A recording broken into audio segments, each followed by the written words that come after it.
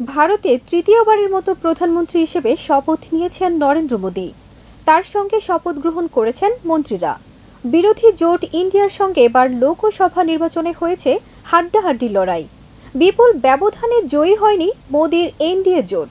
232টি আসনের মালিক ইন্ডিয়া জোট এবার লোকসভায় একটি ক্ষমতাধর শক্তি। ব্যাপক আলোচিত এই নির্বাচনে জয়ী এমপিরা কত বেতন পাবেন, কি কি সুবিধা পাবেন, এ নিয়ে কৌতূহল রয়েছে অনেকের। বিস্তারিত দেখুন নাসিমুল শুভর রিপোর্টে।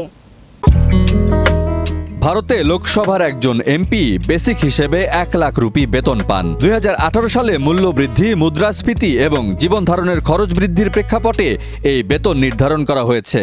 তাছাড়া সংসদীয় আসনের জন্য ভাতা হিসেবে মাসে 70,000 রুপি দেওয়া হয় এমপিদের। স্থানীয় অফিস দেখভাল ও সংসদীয় এলাকা ঘুরে দেখার জন্য এই ভাতা দেওয়া হয়। অফিসের ব্যয় বাবদ একজন সংসদ সদস্যকে মাসে দেওয়া হয় 60,000 রুপি। এর আওতার মধ্যে রয়েছে স্টেশনারি খরচ, টেলিকমিউনিকেশন, কর্মীদের বেতন। সংসদীয় অধিবেশন ও কমিটির বৈঠক চলাকালে একজন এমপিকে দৈনিক 2,000 রুপি দেওয়া হয়। এর মধ্যে রয়েছে খাবার সহ অন্যান্য খরচ। ভ্রমণ খরচ হিসেবে একজন এমপি ও তার পরিবারের সদস্যরা বছরে 34টি অভ্যন্তরীণ ফ্লাইটের ফ্রি সুবিধা পান। আরও রয়েছে সরকারি কিংবা বেসরকারি কাজে ফ্রিতে প্রথম শ্রেণীর ট্রেন ভ্রমণের সুবিধা। এমপিদের জন্য বছরে 1,50,000 রুপি পর্যন্ত বিনামূল্যে টেলিফোন কল বরাদ্দ করা হয়। তারা তাদের বাসভবন ও অফিসে বিনামূল্যে উচ্চগতির ইন্টারনেট সংযোগ পান।